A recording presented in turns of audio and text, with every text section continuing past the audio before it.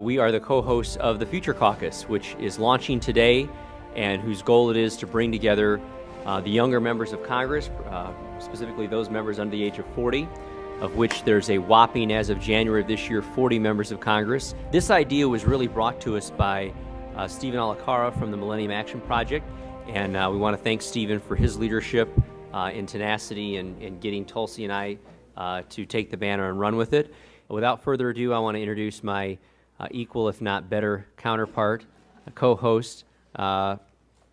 In January, I'll wish I was from her state, the great state of Hawaii, Tulsi Gabbard. Please welcome her.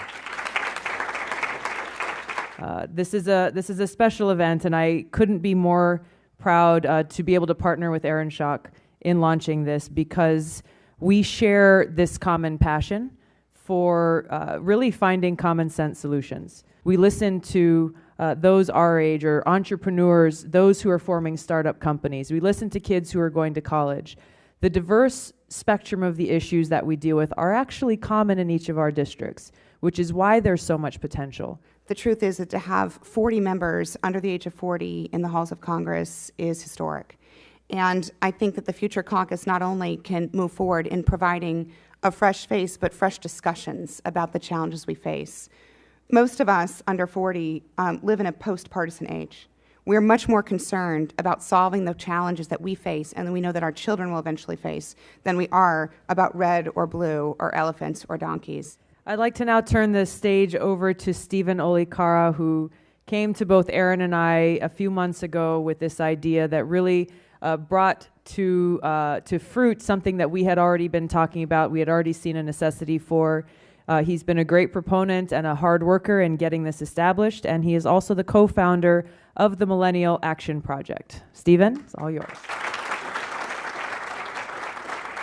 Good afternoon.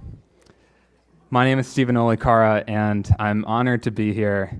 It's great to see so many young people in particular here, and I'm eager to engage the young talent, not just in this room, but around the country. I want to take a moment and say why I'm really excited about this initiative and why I think this is going to matter and why this is historic. The first millennial in Congress and the youngest woman in Congress have come together to rally their counterparts across partisan lines to advocate for the future. That's really powerful, and I want to highlight that point. One of the greatest threats that faces our democracy, in my opinion, is the disunity of our political leadership. And a couple of years ago, a group of friends and I across the political spectrum felt that we needed a new generation of leadership to respond to that challenge. And to us, it wasn't just the student loan debt that we often had upon graduating. It wasn't just that a lot of our peers didn't have jobs, but it was also the long-term challenges that we inherit 20, 30, 40 years from now: the national debt, environmental degradation, an ill-prepared education system for the global economy. And so we just asked ourselves, who's there advocating for the future? And at the time, there was a couple members of Congress of our generation actually here. And there certainly wasn't a Future Caucus that was dedicated to this mission. Today, we have a Future Caucus, and they are dedicated to this mission. And I couldn't be more grateful to the leadership of co-chair Aaron Schock and co-chair Tulsi Gabbard for their leadership. Thank you. There are many reasons why I'm excited about this caucus, but one of them is tapping into the entrepreneurial energy of our generation. Over half of our generation actually identifies as an entrepreneur. We've either started a business or want to start a business if we had access to the capital and resources.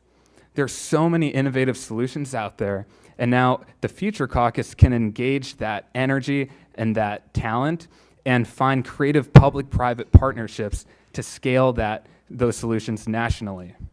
And what's special about that is those solutions don't fit perfectly into the left or right divide. In fact, it disrupts and explodes that divide. And I think that's going to be very powerful here in Congress and around the country. The last thing I just want to briefly mention on a personal level is that I'm incredibly inspired by the leadership of the young members of Congress. I mean, they're approximately our age, and they're making a tremendous positive impact on our country. And what's special about this country, in my opinion, is that we're so diverse, but we don't always have to be divided. And it's leaders who are there to live up to that ideal of our country. I've lived that growing up in a small town in Wisconsin as a first-generation American. It's building bridges of cooperation that makes this country great, and that's the leadership on display by our co-chairs. So I just want to say I'm extremely grateful for your leadership in bringing this vision to fruition, and I'm excited to see all of the great work that you're going to do. Thank you.